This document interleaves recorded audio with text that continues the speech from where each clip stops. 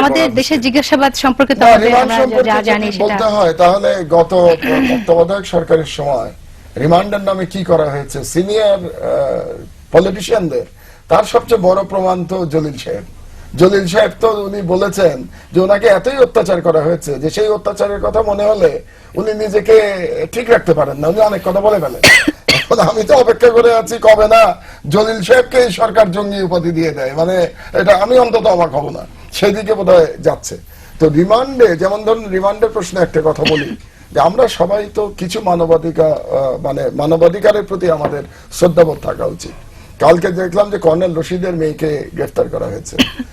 এখন সন্দেহবশত পুলিশ গ্রেফতার করতেই পারে, সরকারে যারা আছেন তারা পরে জবাবদিহি করবেন যে তিনি অপরাধী কি অপরাধী নয়। কিন্তু যেটি আমার খুব কষ্ট লাগলো যে তার কোলে একটি 4 মাস বয়সী একটি শিশু সন্তান আছে। আমি ঠিক কল্পনা করতে চেষ্টা করছি যে রিমান্ডের যে গল্প আমরা শুনি, রোমহর্ষক গল্প, সেরকম অত্যাচার যদি এই মহিলাটিকে করা হয় তখন এই বাচ্চাটি কোথায় থাকবে? এই বাচ্চাটির সামনেই কি তার মাকে অত্যাচার করা হবে, নাকি এই বাচ্চাটিকে সরিয়ে রাখা হবে? সরিয়ে রাখা হলে কার কেয়ারে থাকবে এই বাচ্চাটি? এবং এই বাচ্চাটির উপরে আজকে যদি শারীরিক এবং মানসিক যে চাপ পড়বে, 4 মাসের বাচ্চার উপরে মানসিক চাপ পড়ে কিনা আমার জানা নেই, কারণ আমি ডাক্তার নই, কিন্তু শারীরিকভাবে সে তো অসুস্থ হতেই পারে। এর দায়িত্বই বা কে নেবে?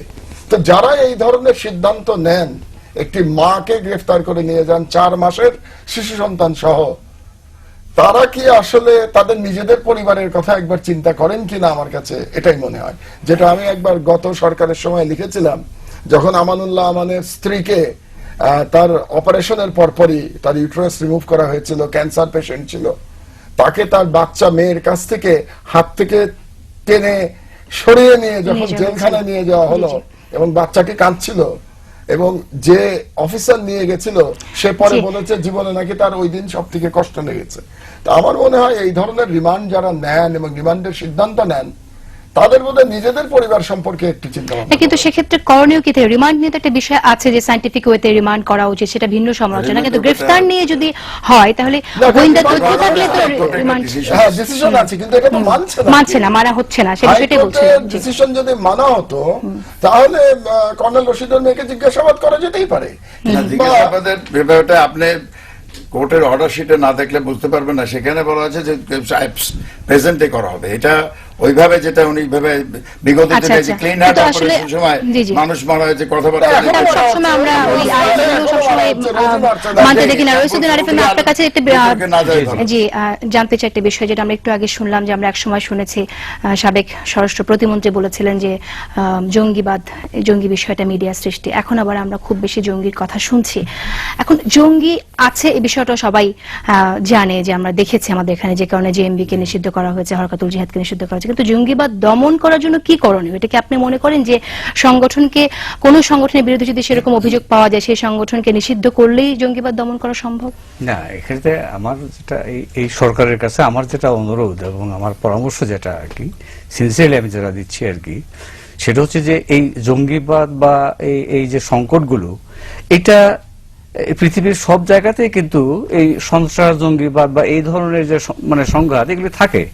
আচ্ছা, কিন্তু এইটা দমন করতে গিয়ে এই সাম্রাজ্যবাদী কর্মকৌশল এবং তাদের লক্ষ্য বাস্তবায়নের ফাঁদে পা দেওয়া, এটা কিন্তু আমাদের দেশের জন্য আত্মঘাতী।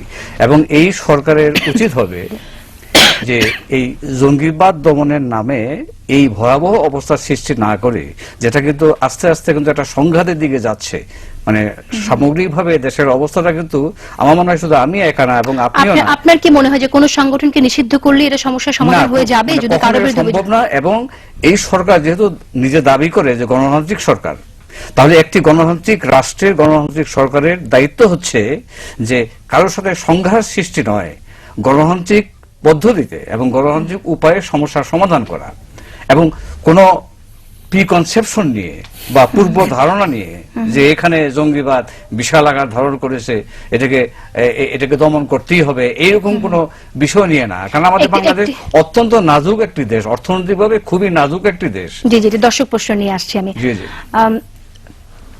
দর্শক আপনার নাম বলে প্রশ্ন করুন। আমার নাম দীপ্ত, আমি গ্যান্ডারিয়া থেকে বলছিলাম। জি ভাই, শুনতে পাচ্ছি। আমার প্রশ্ন হলো যে রাষ্ট্রপতির রেফারেন্স হাইকোর্ট থেকে নিয়ে তারপর বঙ্গবন্ধু হত্যা মামলাটা সাধারণ আইনে বিচার করা হচ্ছে।